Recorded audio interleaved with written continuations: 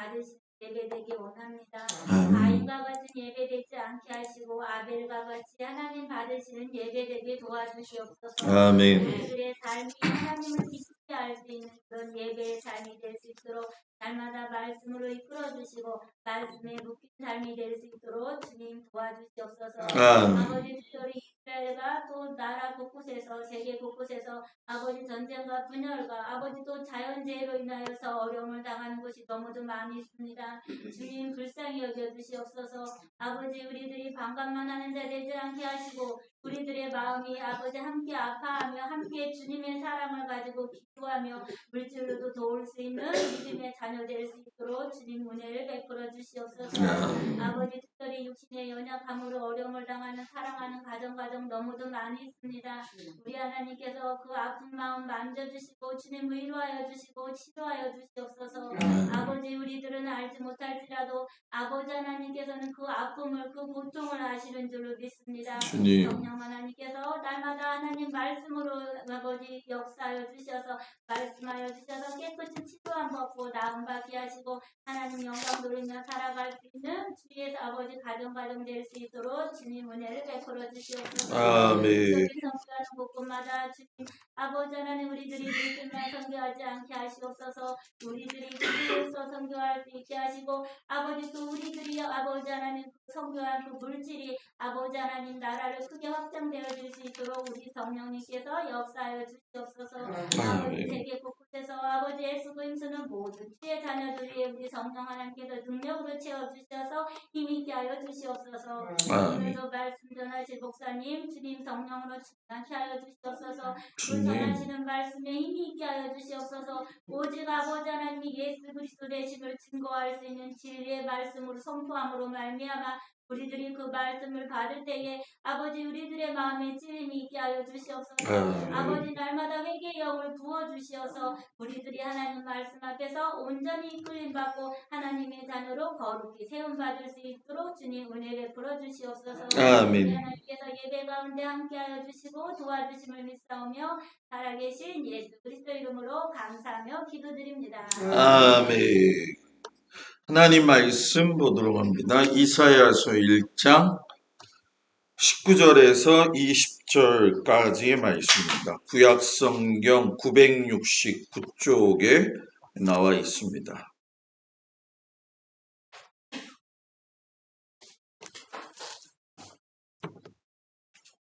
이사야서 1장 19절과 20절 말씀을 먼저 보도록 하겠습니다. 다 찾으셨나요? 네. 그러면 우리 19절, 20절 말씀을 뜻을 생각하면서 다 같이 봉독합니다. 너희가 즐겨 순종하면 땅의 아름다운 소산을 먹을 것이요 너희가 거절하여 배반하면 칼에 삼켜지리라. 여호와의 입의 말씀이니라. 아멘. 미가서 3장 8절 말씀, 구약성경 1293쪽.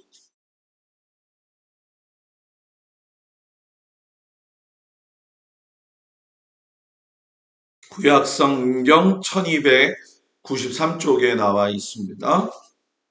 미가서 3장 8절 말씀.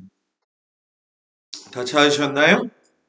8절 말씀을 뜻을 생각하면서 다 같이 봉독합니다. 오직 나는 여호와의 영으로 말미암아 능력과 정의와 용기로 충만해져서 야곱의 허물과 이스라엘의 죄를 그들에게 보이리라. 아멘. 기도합니다. 시대가 어려운 때에 주님을 믿는 믿음의 백성이 되게 하신 것을 감사드립니다. 구분되어진 삶을 통하여 하나님 앞에 온전히 서게 하시고 우리가 주님 앞에서 주신 인생 가운데 하나님의 섭리 가운데 모든 것이 이루어짐을 믿고 믿음으로 나아가게 하시고 두렵지도 말게 하시고 흔들리지도 말게 하시고 견고하여 담대하게 하나님을 따라가는 깨어있는 믿음의 백성 되게 하시옵소서. 예수님 이름으로 기도합니다. 아멘. 할렐루야. 우리 옆 사람하고 인사합니다. 3일 동안 잘 계셨습니까? 3일 동안 잘 계셨나요? 네, 오늘 저녁 주님 앞에 나온 성도들 주의 이름으로 축복을 드립니다. 오늘은 이사야하고 미가 선지자에 대해서 이야기를 하고요. 다음 주에는 전체적인 선지자들의 외침이 무엇이었는지를 좀 이야기하고 할 거고요. 그 다음 주에는 여러분들이 요즘 이제 성경 읽으시고 필사하시면서 난해하게 있는 다니엘과 묵시에 대한 말씀을 좀 나누겠습니다. 그리고 성령 집회 때에는 제가 성경 전체의 핵심을 여러분들한테 좀 찍어드리려고 그래요. 그래서 왜 하나님이 아브라함을 선택하셨고, 왜 하나님이 이스라엘을 선택하셨고, 지금은 어느 시대를 살아가고 있고, 원래는 이걸 내년에 하려고 했는데, 갑자기 또 이스라엘에 문제가 생긴 걸 보면서 우리가 이거를 좀 폭넓게 좀 보고 갈 수 있는 안목이 있어야 된다. 내가 살아가는 이 시대의 시세를 분명히 아는 사람이 살아남을 수가 있어요. 저와 여러분은 지금 마지막 시대로 살고 있기 때문에 지금이 어느 시기인지를 분명히 알아야지 자기의 믿음도 지키고 가정도 지키고 삶도 거룩하게 구별되어져 살 수 있게 될 줄 믿습니다. 목사님, 난 동막에 사는데, 동막에 살기 때문에 우린 더 차원 높은 신앙생활 해야 된다는 거 꼭 기억하시기를 축복합니다. 오늘 이사야, 미가에 대한 이야기를 하는데, 이사야서는 여러분 전체 몇 장이죠? 66장. 싸울 것 같아요. 66장이죠. 그래서 성경 전체가 우리가 잘 아는 것처럼 66권으로 되어져 있는데 이 66장의 이사야는 성경 전체의 내용을 담고 있다라고 이야기할 정도로 핵심이 아주 강하게 들어있는 말씀이에요. 특별히 이제 하나님이 징벌과 회복에 대한 말씀을 하시면서 수많은 선지자들을 사용하셨는데 그 중에서도 이사야만큼은 우리가 잘 아는 것처럼 기록 선지자로서 주의 주신 직분을 잘 감당하던 사람이에요. 그래서 이 전체를 살펴보게 되면 하나님이 어떠한 징벌을 내릴지에 대해서 이제 39장까지 말씀을 하시고 40장부터 66장까지는 하나님이 가지고 계시는 주권, 쉽게 설명하면 하나님의 절대성, 하나님이 가지고 있는 속성, 하나님은 이런 분이시다. 그래서 예를 들어서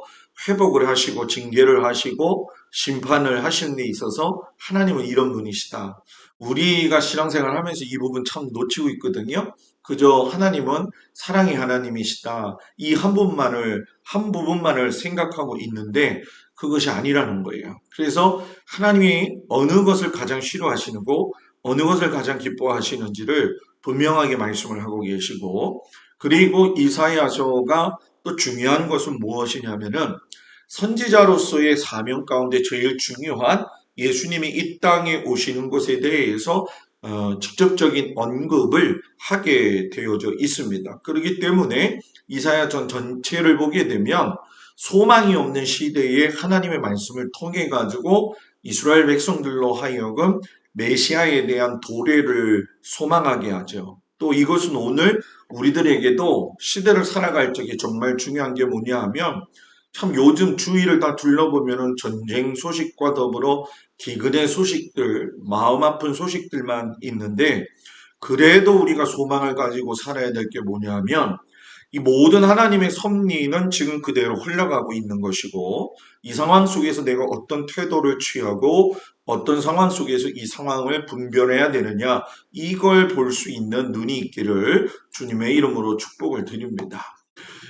북이스라엘의 왕들을 보게 되어지면 호세아 선지자를 마지막으로 해가지고서는 북왕국 이스라엘이 아수르에 의해서 멸망을 하게 되어져요. 그래서 이것도 성령 집회 때 좀 제국과 더불어서 여러분들한테 조금 좀 언급을 하겠는데 이사야하고 미가는 유다의 왕 가운데에서도 요담, 아하스, 히스기야, 특별히 이제 히스기야 시대에 활동했던 아주 중요한 선지자들입니다. 이사야를 보게 되면은 우리가 이사야가 북왕국이 멸망되고 나서 남유다에 거주하면서 특별히 히스기야 왕과 더불어 가지고서는 선지자 활동을 했어요. 우리가 어찌 보면은 여러분 생각할 적에 히스기야 왕 때가 남유다 왕의 종교 개혁이 있었기 때문에 좀 좋았겠다라는 생각을 하지만 이 이사야 선지자뿐만이 아니라 모든 선지자는 이스라엘을 공동체 운명으로 보면서 이스라엘이 하나님 앞에 범죄하는 것들에 대해서 예언을 해요. 그런데 왜 많은 선지자들을 통해서 하나님께서 이스라엘 백성들에게 그렇게 경고를 하시느냐? 그거는 그들이 미워서가 아니라 그들이 원래의 본래의 하나님의 자녀로서 삶을 살아야 되는데 그 삶에 대한 것들을 책임감 느끼지 못하고 살았기 때문에 나타난 결과라고 하는 것을 분명히 가르쳐 주고 있죠. 그렇기 때문에 우리가 보게 되면은 망국 예언이라고 했는데 제가 나라가 멸망하는 예언을 했어요. 왜 멸망하느냐? 너희들이 죄에 대해서 여러분 뭐예요? 너무 둔감해 있다라는 거예요. 성도는 믿음의 삶을 살아갈 적에 둔감하면 안 돼요. 뭐라고요? 둔감하면 안 돼요. 옆에서 이렇게 누군가 이 젓가락으로 쑤셔대면은, 이 쑤셔댔다고 해서 좀 미안한데, 이렇게 쑤셔대면은 아픈 게 느껴져야지 사람이지, 쑤셨는데도 그냥 뭐가 갔는지 없는지 이렇게 둔감하면은 그 사람은 고통을 못 느끼는 사람이고 깨어있지 못하는 사람이죠. 어, 설거지를 이렇게 하고 또 길거리를 걸어가다가 보게 되어지면은 유리조각 파편들도 많아요. 가을에 밤이 이렇게 많이 떨어져가지고 밤을 따라가지 않고 밤을 주스러 갔는데 잘 들어야 돼요. 밤을 따라가지 않고 밤을 주스러 갔는데 신발을 장화 안 신고 갔더니만 신발 사이로 가시가 들어와가지고 찔르는데 아플까요? 안 아플까요? 어떤 사람은 안 아프다고 그러더라고. 그래서 왜 그러냐니까는 굳은 살이 bek혀가지고 그렇대. 신앙생활에서 굳은 살은 못된 살이다. 못된 살이다. 신앙생활에 있어서 분명한 건 하나님의 말씀에 대해서 매우 민감해야 된다는 거예요. 그래서 제가 여러분들한테 꼭 말씀을 드리는데 제가 늘상 얘기하잖아요. 교회는 하나님의 은혜가 흘러가는 장소가 되어야 되기 때문에 교회가 평안해야지 성도들의 삶이 평안해요. 쉽게 설명하면 다른 거는 뭐 그냥 다 제가 그러려니 하고 가는데 교회에 대한 어떤 분열, 교회에 대한 어떤 좋지 않은 것들에 대해서는 저는 그거를 단연코 배제를 합니다. 왜냐하면 서울에서도 그것만큼은 충분히 했어요. 왜냐하면 교회가 문제가 되어지기 시작하면 전부 다 시험 들고요. 제가 이렇게 오늘도 어떤 분하고 만나서 그런 잠깐 얘기를 했지만은 제가 이렇게 목회하면서 보니까 어느 교회를 가면은 암만 걸려가지고 죽는 교회도 많아요. 또 어느 교회를 가면 막 웃어가지고 기분이 좋아가지고 그냥 어디를 가기만 해도 은혜가 되어지는 교회가 있거든요. 자, 여러분은 어떤 교회가 되기를 원합니까? 요즘 뭐라 그러는지 나는 안 들려요. 다시 시작. 은혜가 충만. 이쪽은 하는데 이쪽은 좀 덜 하는 것 같아요, 지금. 은혜가 충만한 교회가 돼야지 하나님의 은혜는 뭐예요? 강같이 흘러간다라는 거예요. 이사야가 이걸 계속 이야기하는 거예요. 너희가 하나님 안에서 분열되어지는 원인, 그 중에 여러분, 너희들이 가지고 있는 어떤 우상숭배, 이방신에 대한 종교적 혼합주의, 이건 아마 2주 동안 여러분한테 굉장히 강조를 좀 하게 될 겁니다. 이사야라는 뜻이 뭐냐면, 여호와는 뭐예요? 구원이시다. 우시야 왕이 죽던 해에 이제 등장을 하게 되어지는데, 여러분이 잘 아시는 것처럼 히스기야가 아주 선한 왕으로서 종교개혁도 하고 잘 살다가 아들을 낳죠. 그 아들을 낳았는데 그 아들 이름이 뭐라고요? 므낫세라는 거예요. 뭐라고요? 므낫세. 근데 이 므낫세는 자기 아버지하고는 너무 달라요. 달라도 너무 달라요. 그래서 악하기가 그지없는데 결국은 이 므낫세에 의해 가지고 참수형을 당하는 아픔을 겪게 되어지죠. 그래서 젊은 시절에 보게 되면 북왕국이 멸망하는 것도 눈으로 보게 되어지니까 나라가 구원받고 이스라엘 백성들이 하나님 앞에 구원받은 백성으로 돌아와야 된다라고 하는 메시지가 많다 보니까 키포인트 단어가 있어요. 그게 무엇이냐면은 구원이라고 하는 단어를 이사야에서는 제일 많이 사용을 해요. 자, 창세기 3장 15절을 보게 되면은 여자의 후손이 뱀의 머리를 상하게 할 것이다. 이건 이제 성령 집회 때 한 번 더 얘기할 거기 때문에 좀 간단하게 넘어가면 그 후손과 아브라함을 통해서 하나님이 언약하셨을 적에 너의 후손들 했을 적에 그 후손이 가지고 있는 의미, 그리고 다윗을 세워서 다윗의 그 후손을 통해 가지고 오늘 새벽 예배 말씀 들으신 분들은 아시겠지만은 르호보암의 아들 그 아비암부터 해가지고서는 다 잘못을 저질렀음에도 불구하고 하나님께서 말씀하신 게 뭐냐면 솔로몬도 이야기하지 아니하시고 다윗을 언급해요. 그 언급하실 때 뭐라고 이야기하냐면 다윗이 밧세바와 가능한 것 외에는 내가 모든 것이 보기에 좋았다라고 이야기하세요. 그거 하나 때문에 여러분 뭐예요?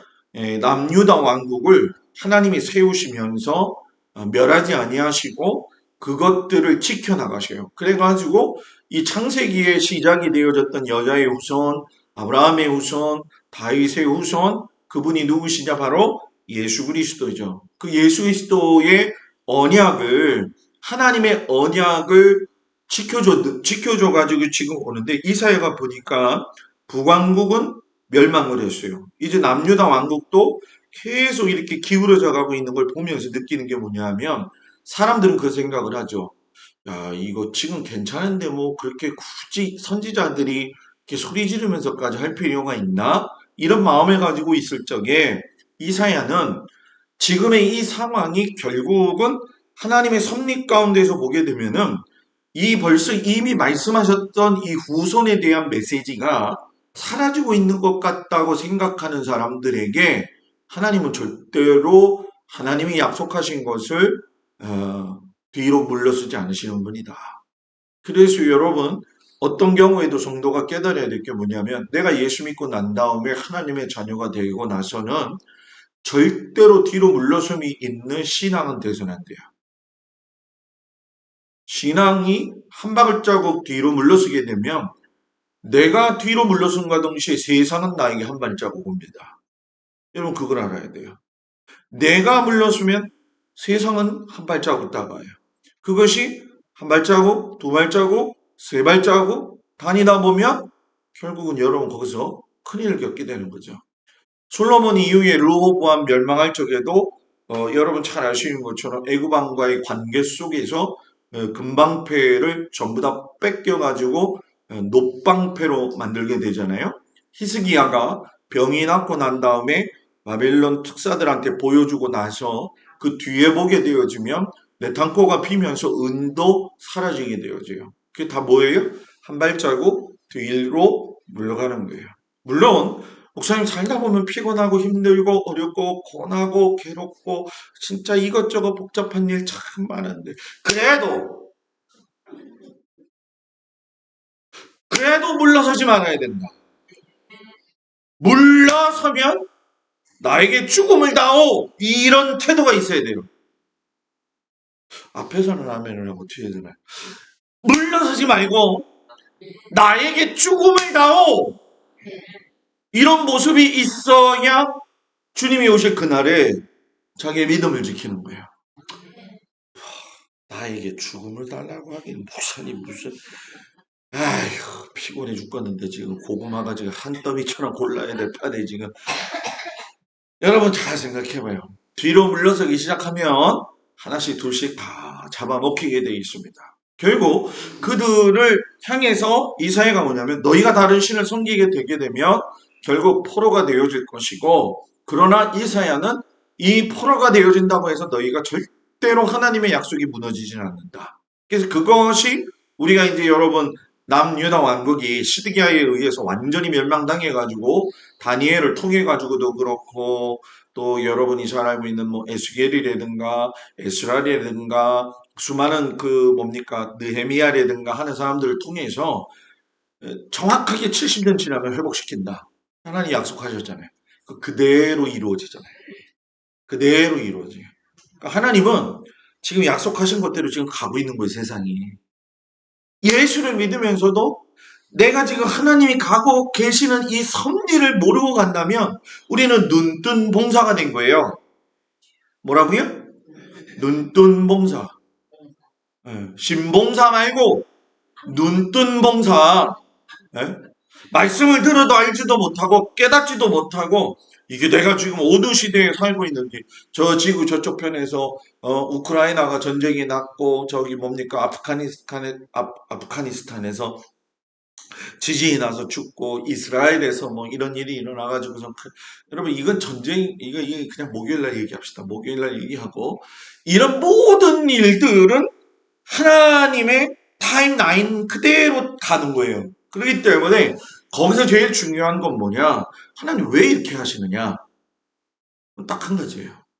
내가 약속한 거 이루겠다. 그게 뭐냐? 너희들로 하여금 죄악된 세상에서 나의 자녀 삼겠다. 그래서 이스라엘 선택했고, 그래서 우리들을 선택하셨고, 그 승리의 마지막이 주님이 오시는 그날이라는 거예요. 저와 여러분, 그날을 바라보며 사는 자들이에요.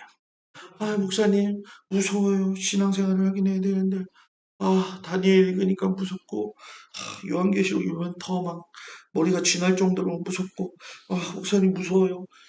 무서운 게 아니라는 거예요. 그때의 마지막 심판 때에 가게 되면은 일곱인 일부곱 나팔 일곱 대접이 있잖아요. 그죠? 여러분 그 요한계시록은 분명한 이 계획되어진 짜여진 틀이 있어요. 그래서 일곱인 일곱 나팔 일곱 대접인데 일곱 대접 가가지고서 마지막 7년 대환난 때 보게 되면 그 일곱 대접에서 여섯 대접 사이 지금 목사님이 도대체 무슨 대접 얘기를 하나 지금 그 얼굴로 지금 저를 쳐다보는데 여섯 대접 일곱 대접 막 갈 적에는 여러분 그전에는 성도들도 같이 고통을 당하는데요. 그때부터 성도는 고통을 안 당해요. 그게 요한계시록을 보면 나옵니다. 그러니까 여러분들이 무서워할 필요가 있다 없다? 없다라는 거예요. 결국은 하나님의 나라가 온다는 거예요. 그러니까 이사야가 보니까 유다가 믿는 하나님, 지금 우리의 하나님이죠. 유다의 하나님의 속성은 뭐냐? 이스라엘 나라의 거룩하신 분이라는 거예요. 그리고 이 거룩하신 분 아래에 유다 백성들이 있는데 이들이 거룩한 아버지의 모습을 따라서 거룩한 자녀가 되면은 뭐가 돼야 돼요? 하나님의 포도원이 돼야 되는데 이들이 영적 죄를 범함으로 말미암아가 뭐가 됐다?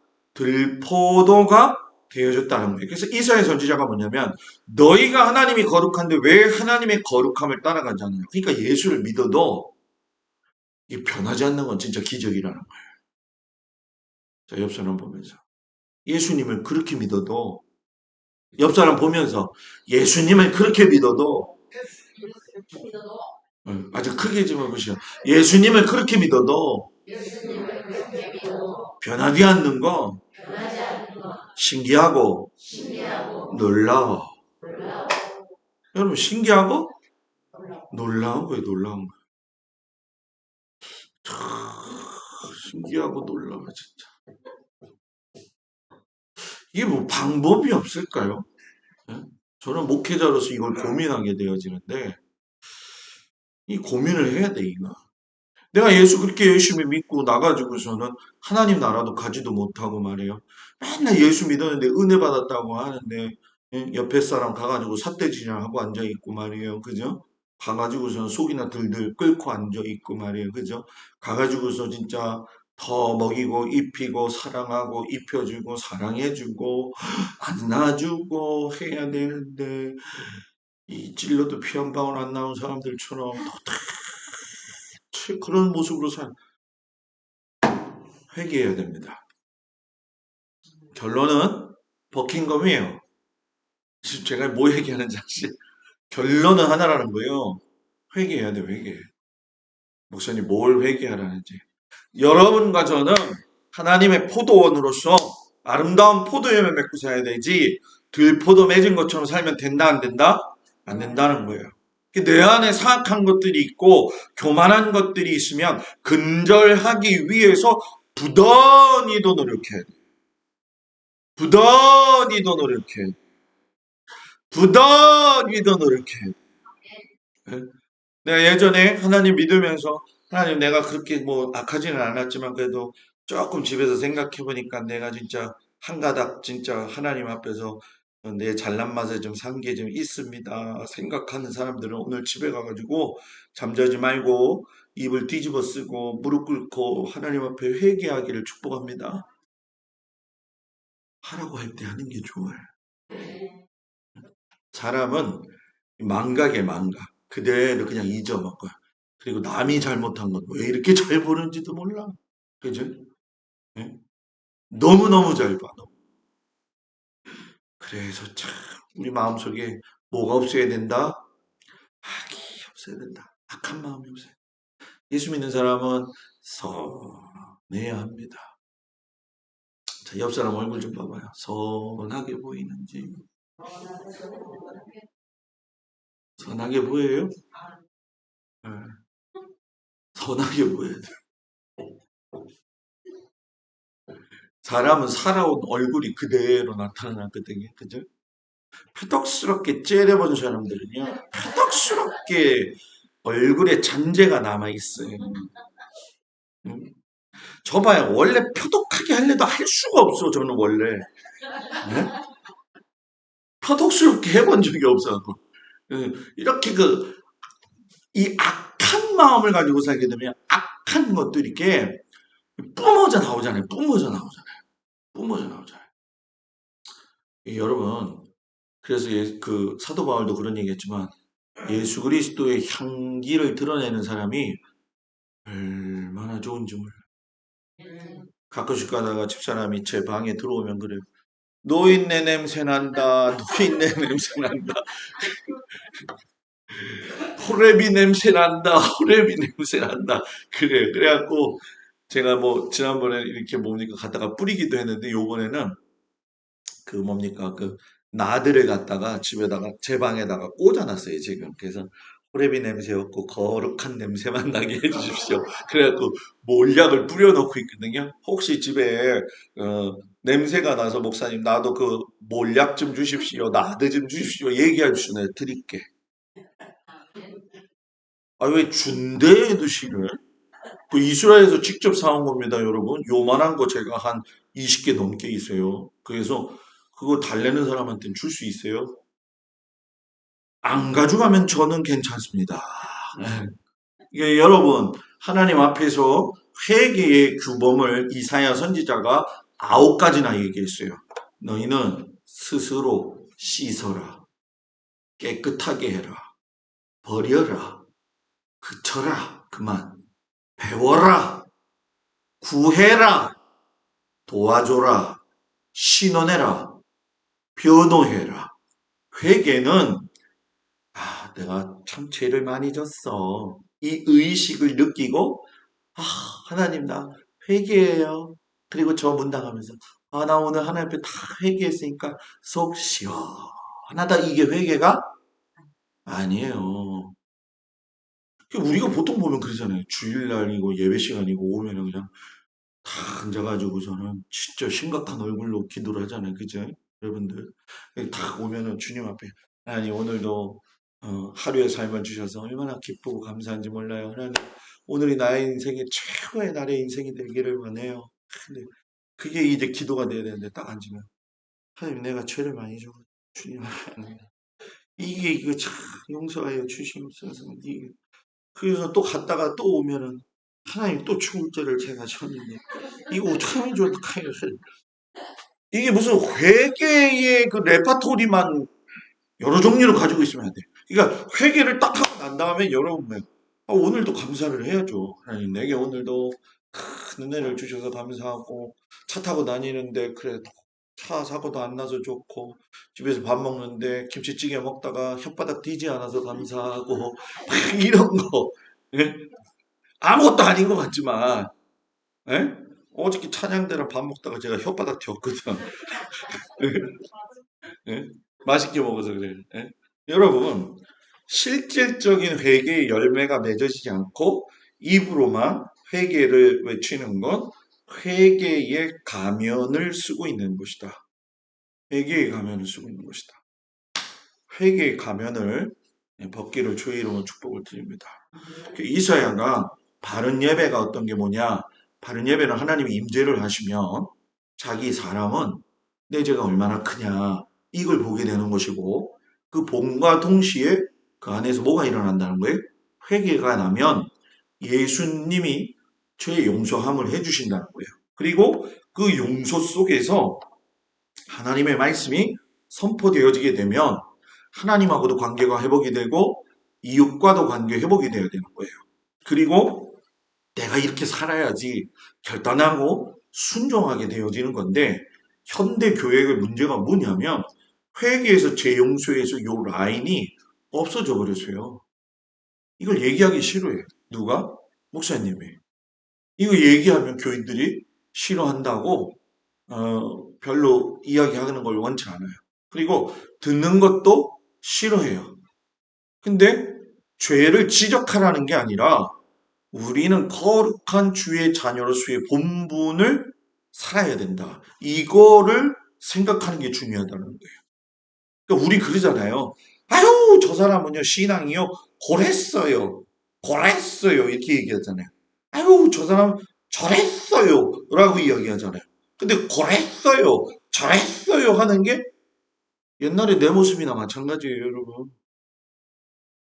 잘 생각해 보시라는 거예요. 잘 생각해 보시라는 거예요. 그래서 예수님이 그런 말씀하셨죠. 야, 네 다른 사람의 눈에 있는 뭐 티는 보면서 네 눈에 있는 뭐 들보가 얼마만해요? 티는 얼마만해요? 이게 사람이에요. 이게 사람이에요. 이게 사람. 여러분 내 자신을 보기를 바라봅니다. 결국 여러분 이 부분은 해결이 돼야 돼요. 하나님 사랑과 이웃 사랑의 관계 회복. 그래서 예배는 감정이 아니다. 자, 여러분 다 같이 일어나셔서 일부 예배를 주님 앞에 드리겠습니다. 다 같이 묵도하겠습니다. 그랬는데 일어나서 편하게 했는데 나갈 때 나갔다 쳐봐. 감정이 아니란 말이에요. 나 기분 좋기 위해서 예배 드리는 게 아니라는 거예요. 은혜 받은 것 같은 느낌을 가지고 가는 게 예배가 아니라는 거예요. 아니라는 거예요. 그래서 은혜는요, 말하지 않아도요, 나갈 때 보면 교회 성도들은, 목사님은 은혜 받으면 그냥 인사하면서 웃으면서 그냥 나가잖아요. 그죠? 한번 지나간 신앙생활 한번 생각 좀 해봐요. 여러분들. 교회 나갈 적에, 예배 끝나고 나갈 적에, 미안해요. 인상을 해가지고 나갔는지, 아니면 기쁘게 나간 날이 많은지 잘 생각해 보라는 거예요. 네? 아마 이거 지금 5만 가지 생각이 왔다 갔다 지금 할 거예요, 아마. 네? 여러분, 그 분명히 깨닫기 바랍니다. 이사야 7장 임마누엘의 하나님. 여러분들이 이제 예수님에 대해서 성경에 보게 되면 하나님의 속성에 대한 이야기, 메시아에 대한 이야기를 하는데 이런 그런 얘기 하죠. 목사님이 기묘자라 못사라 이런 얘기 하잖아요. 그죠? 기묘자라는 게 뭐냐면 하나님은 인간의 한계를 초월하시는 분이시다. 하나님은 하나님의 아들 예수 그리스도가 신성과 인성을 겸비했다. 참신이요 참사람이었다. 기묘자, 모사. 하나님은 주님은 우리 인생의 참된 말씀을 통해 가지고선 우리의 최고의 지혜를 주시는 분이다. 우리의 머리가 아무리 똑똑해도 하나님의 요만한 미련한 것보다도 더 못하다는 거예요. 그런데 참 희한하죠. 그걸 알면서도 우리는 참 대단한 것 같아요. 그죠? 대단한 목사들도 많고 대단한 성도들도 많고 그래요. 그래서 저는 가끔씩 그러는 게 나 같은 사람이 목사 된 건 이건 기적이다. 이건 기적이다. 진짜 기적이다. 근데 목사 된 게 기적이 아니라 어떨 때 이런 생각을 해요. 예수 믿은 것 자체가 기적이다. 예수 믿은 것 자체가 기적이다. 자, 옆 사람 보면서 당신이 기적입니다. 기적이 기적. 여러분, 내가 예수 믿는 건 이 진짜 하나님의 은혜가 아니면 생각할 수가 없는 거예요. 전능하신 하나님, 능치 못할 일이 없으시다. 영존하신 하나님, 모든 걸 초월하신. 그래서 우리가 기도할 적에 시간과 공간을 초월하신 하나님의 은혜가 우리들에게 임할 수 있도록 그 이름을 놓고 기도해야 될 줄 믿습니다. 평강의 왕, 그 우리 교회 살롬, 이 발음을 잘해야 돼요. 살롬, 그것도 좋긴 좋아요. 그죠? 살롬이나 샬롬이나 비슷한데 살롬도 괜찮은 것 같아. 줄롬 그런 것보다 낫잖아. 그죠? 살롬 하는 거예요. 이 살롬은 뭐예요? 평화. 당신에게 뭐가 있어야기를? 평화가 있기를 바란다. 평화가 있기를.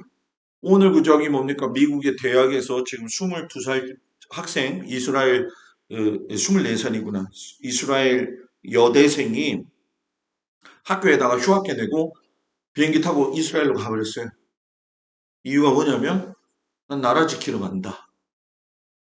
조금 전에 제가 봤는데 87살 된 할아버지가 이스라엘 할아버지가 총 들고 왔어요.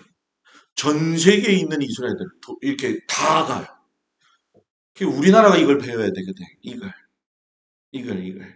그럼 이스라엘 사람들이 한번 모이면 쫙입니다. 그냥 이건 이길 수가 없어요. 근데 그들이 하는 인사가 뭐라고요? 샬롬. 평안이 있기를 원합니다. 평안. 이스라엘의 평안이 있기를 축복합니다. 이방 국가에 대한 이사예요. 여기 이제 이렇게 보게 되면 이사야가 예언한 게 뭐냐면 엘람, 메데, 요 엘람이라고 하는 건 지금의 이란 지역을 이야기하는 겁니다. 그리고 아수르, 요 갈대아 지역은 이라크 지역을 이야기하는 거예요. 메데는 페르시아를 이야기하는 거죠. 그리고 여기 이제 보게 되면 애굽, 바드로스, 미디안, 블레셋, 지금 가자지구죠. 에돔, 모압, 암몬, 게달, 다메섹, 베니게 이게 전부 다 이방 국가인데 하나님께서 여러분 뭐예요? 너희들 내가 심판하겠다라는 거예요. 그러면서 미가를 통해서 이야기하시는 게 뭐냐 하면은 먼저 유다 왕국에 대해서 이야기를 하셔요. 너희들 지도자, 사꾼 제사장들, 거짓 선지자들 하나님 앞에 바로 서라. 바로 서지 않으면 너희들 포로가 되어서 가는데 내가 기회는 준다. 다시금 돌아오게 할 거다. 그러니까 왜 이 미가가 그 얘기를 했냐면 지금도 그 시대가 똑같다고 저는 생각을 하는데 진실한 마음이 없는 예배를 드리는 거예요. 경외하는 마음. 하나님을 향한 예배가 어느 순간 습관이 된 거예요. 그래서 목사님이 찬송가 부릅니다. 그러면 일어나고 기도하겠습니다. 그러면 앉고 이게 자동이 된 거예요. 네? 자동이 돼가지고 이 자동적으로 예배를 드리면 예배 드린 것 같은 느낌이 드는 거예요. 그죠? 근데 그게 아니라는 거예요. 하나님께서 미가 선지자를 통해서 뭘 얘기하시냐면 제가 지도를 좀 많이 했는데 미가 선지자를 통해서 하나님이 12개 성읍을 언급하시면서 예루살렘 멸망을 하신다고 하셨는데 자, 여기 가드 위에 보게 되면 별표로 해서 베들레 아브라, 사빌, 사난, 베데셀, 마롯인데 베들레 아브라는 잘 보이나? 네. 먼지의 집이라고 하는 뜻이고요. 사빌은 수치를 말하는 거고요. 사나는 나아가지 못하고 거기서 죽을 거다. 베데셀 의지할 성읍이 없다. 부질없는 짓 하지 말아라. 마롯 기대하지도 말아라. 가드 울지 말아라. 이게 지금 별표 친 거 라기스부터 해서 아둘람부터 해서 베들레헴까지 해가지고 예루살렘까지 다 쓰려니까 너무 힘들더라고요. 그래가지고 요 5가지를 제가 6가지 가드 울지 마라까지 썼는데 여러분 이 미가 선지자의 특이한 점은 뭐냐면 언어 유희를 통해 가지고서는 의미를 부여해 가지고 멸망에 대한 선포를 현실적으로 이야기했다는 거예요. 그리고 아수르가 하나님 앞에 심판으로 쓰이게 되어지면서 북이스라엘이 무너질 적에 놀라운 게 무엇이냐면은 자 여기에 파란 선으로 여러분들한테 보이겠죠? 파란 지금 요 파워포인트 요렇게 지금 제가 가는 거 요것이 무엇이냐면은 이 빨간색은 뭐냐면 요 사마리아에 있는 사람들을 갖다가 요 갈그미스, 하란, 고산, 니느웨, 아스르, 할라, 하볼, 메덱까지 옮겨놨다는 거예요. 다 옮겨놨다는 거예요. 강제로. 왜냐면 유대인들은 이방인들하고 섞여 사는 거를 수치스럽게 생각하잖아요. 그리고 반대로 아와 구다 바벨론에서는 다시 이쪽으로 집어넣어가지고 혼합 사람을 만든 거예요. 혼혈족 쉽게 설명하면. 그래서 예수님 시대에 보게 되면 사마리아 사람들을 뭐예요?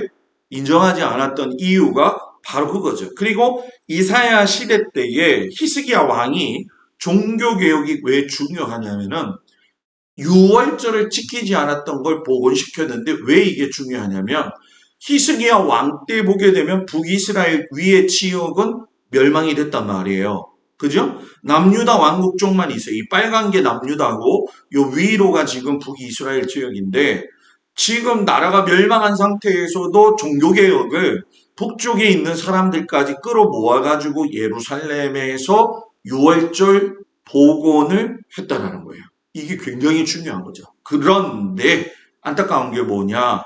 자, 북이스라엘 호세 왕이 멸망했어요. 아수르에서. 사네립이 공개적으로 모독을 하죠. 누구한테? 히스기야한테. 이 히스기야가 굉장히 부흥하고 종교교육하면서 한 가지 오판한 게 있는데 그것이 무엇이냐면은 새롭게 떠오르고 있는 그 당시의 군부들에 대해서 너무 쉽게 생각을 했어요. 그래서 이 아수르의 사네립이 쳐들어 내려올 적에 애굽한테 의지를 해야 될까 말아야 될까 이런 고민을 하고 있는데 진짜 고민은 뭐냐면 문제가 있을 때 누구한테로 가야 된다? 하나님께로 가야 된다는 거죠. 그런데 하나님이 정말 이 히스기야의 기도를 들어주셨어요. 그 들어주셔가지고 사네립 사네립의 그 장군 랩사게가 와가지고 소리치고 막 했을 적에 여러분 저거 어떻게 저 성벽 바깥으로 나가서 어떻게 하지 저거 우리 다 죽었다 그러는데 하나님 그 기도를 딱 들으시고 나갔는데 성벽 밖에 있는 모든 아수르 병사들이 어떻게 했어요? 다 죽어버렸어요. 사네립은 돌아가가지고 그 나라에서 칼로 맞아가지고 죽어버렸어요. 여러분 여기서 우리가 생각해야 될 거 이스라엘하고 싸우면 다 져요. 여러분 못 느껴요? 아수르도 다 지고요. 바벨론도 다 지고요. 로마도 다 지고요. 또 여러분 그 이전에 있던 메데와 파사도 마찬가지고 다 집니다. 다. 자 이걸 우리한테 그대로 적용해요. 예수만 잘 믿으면 못 이길 게 없다. 여러분의 권세가 있는 사람들이에요. 자, 못 이길 게 없다. 제가 주일날 저녁에 뭐라고 했죠? 지나가면서 뭐라고 했어요? 잽니다. 잽니다 저거. 하나님 책임지십시오. 잽니다. 예? 미워할 수는 없잖아요. 그죠? 우리가 예수 믿으니까 지나가면서 잽니다. 하나님 어떻게 좀 해주십시오. 된다는 거예요. 이 히스기야가 죽을 병에 걸려가지고서 제가 깰꼬닥이라고 썼어요. 깰꼬닥 하기 직전까지 갔다가 기도하고 나서 살죠. 그러니까 바벨론의 축가사절단한테 왕궁의 보물찾고 다 보여줘요. 이게 지금 히스기야의 가장 연약한 실수의 모습이에요. 그래서 아수르가 사네립이 이 위에서부터 쳐들어 내려오면서 여기에 뭐 요빠 지역부터 해가지고선 여러분 뭡니까 이 별표 되어진 부분에서 다 싸워서 이기는 거예요. 21개 성읍들을 갖다가 무너뜨리기 시작을 하면서 라기스라고 하는 곳에서 근데 지금 여러분 여기 블레셋 보면 아스글론, 아스돗이라고 하는데 여기가 지금 가자지구입니다. 가자지구. 그리고 요번에 폭탄 맞은 데가 다 여기 라기스, 림나, 가드 이 지역이에요, 여러분. 여기가 이스라엘 지명으로 뭐라고 이야기하냐면은 쉐펠라 지역이라고 해요. 그래서 예루살렘이 고도가 880m예요. 제일 높아요. 이스라엘에서. 여러분 우리나라에서는 880m가 높아요, 안 높아요? 예? 높아요, 안 높아요? 자, 백두산은 몇 미터? 거의 2400m잖아요. 2400m잖아요. 그죠? 그런 의미에서 본다면 880m 별로 높은 게 아니라는 거예요. 그런데 거기서부터 이 쉐펠라 지역 내려가는 데는 여러분 뭐냐면 평지입니다. 평지. 이쪽 지역은 전부 다 기름져요. 그리고 이쪽 예루살렘 베들레헴 쪽은 여러분 뭡니까? 전부 다 황폐합니다. 그렇기 때문에 여기는 곡간 지역이거든요. 곡간 지역. 그러니까 여기가 매일 전쟁이 일어났던 거예요. 그러니까 사내립이 들어와서 예루살렘까지 진격을 해요. 그리고서는 성을 포위하게 되어지죠.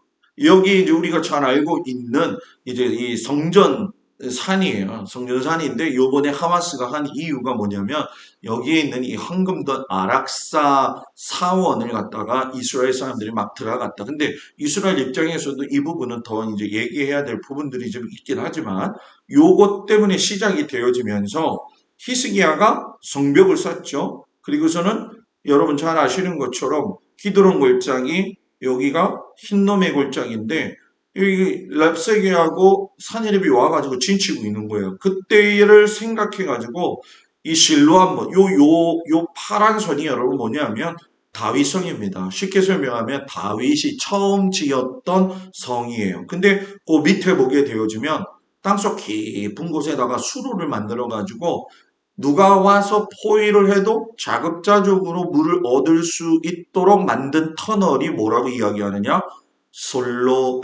히스기야 터널 이렇게 이야기를 하는 거예요. 그래가지고 이 히스기야 터널이 마지막 나온 곳이 어디냐면은 바로 여러분이 잘 들어봤던 실로암 못이 되는 거예요.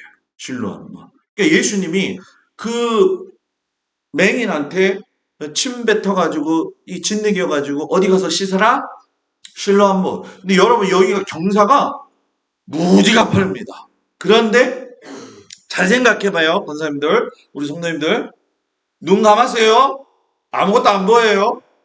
예수님이 오셔가지고 뭐 나라고 하는 얘기도 안 하고 그냥 침을 탁 뱉어가지고 짓먹여갖고 눈 위에다 탁 발라요. 안 보이는데 더 안 보이는 거야 이제.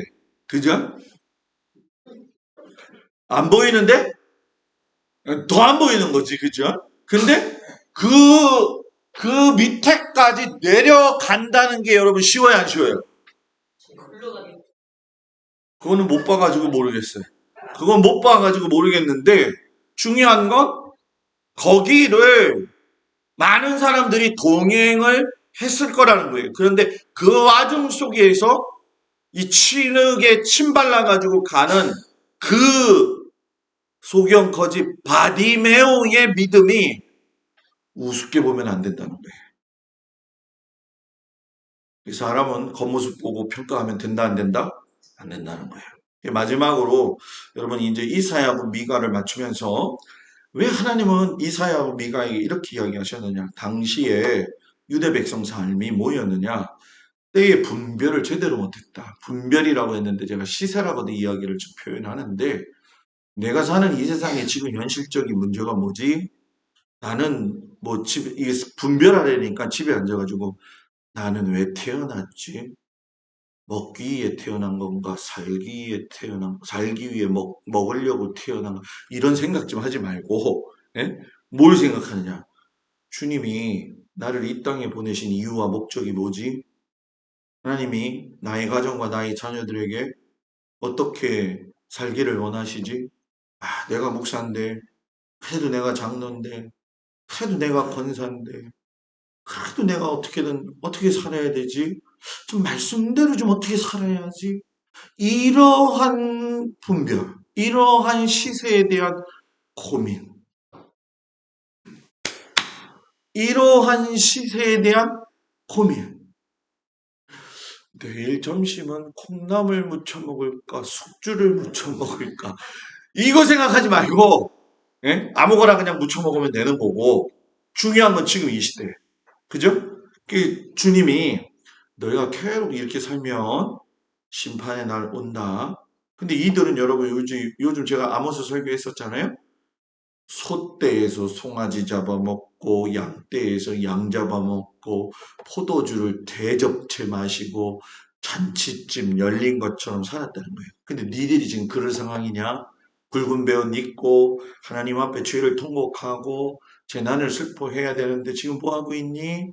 여러분 이스라엘 백성들은 금식 선포할 적에 여러분 큰 죄를 회개할 적엔 어떻게 합니까? 머리를 다 밀어버립니다. 베옷을 입고 땅바닥에 둘러넣어가지고 뭐 이 흙을 하늘로 자기 머리 위로 뿌려요, 여러분. 뿌리면서 하나님 날 살려주세요, 날 회개합니다. 이렇게 회개해요. 우리가 그렇게 회개하면 어떻게 될까? 목사님, 우리 교회는 흙이 없는데요. 뭐 동막 해변으로 가는 것이다. 예? 예? 진짜 회개, 진짜 회개. 예? 결국 여러분 마지막에 다 바벨론에 의해서 끝나게 되었지만 우리가 배워야 될 건 뭐냐? 인생에 대한 태도를 바꾸자.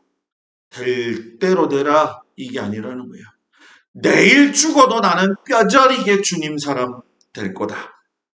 내일 죽어도 나는 신앙 지킬 거다. 자, 이 결의에 찬 모습이 있어야 돼요. 내일 죽어도 나는 신앙 지킬 거다. 이거 옆에 사람 좀 봐봐. 옆에 사람 보면서 내일 죽어도 나는 신앙 지킬 거다. 권사님, 장로님하고 자, 옆 사람 보면서 시작. 나는 내일 죽어도 신앙 지킬 거다. 아멘? 이래가지고 이거 지키겠나? 네? 지키기를 축복합니다. 여러분 지켜야 돼, 지켜야 돼. 이게 우리가 지금 시대에 살아서 해야 할 분명한 목적이라는 거예요. 주님의 은혜가 우리 성도들한테 충만하셔서 저는 세대를 이겨갈 수 있는 믿음의 백성들 되기를 축복합니다. 기도합니다. 하나님, 성도들에게 큰 힘을 주셔서 능히 이길 수 있는 믿음을 허락하여 주옵소서. 참으로 어렵고 힘든 시대인데 하나님 깨어 정신 차려 기도하여 하나님께 영광 돌리며 설 수 있는 믿음의 백성 되게 하시옵소서. 예수님 이름으로 기도합니다. 아멘.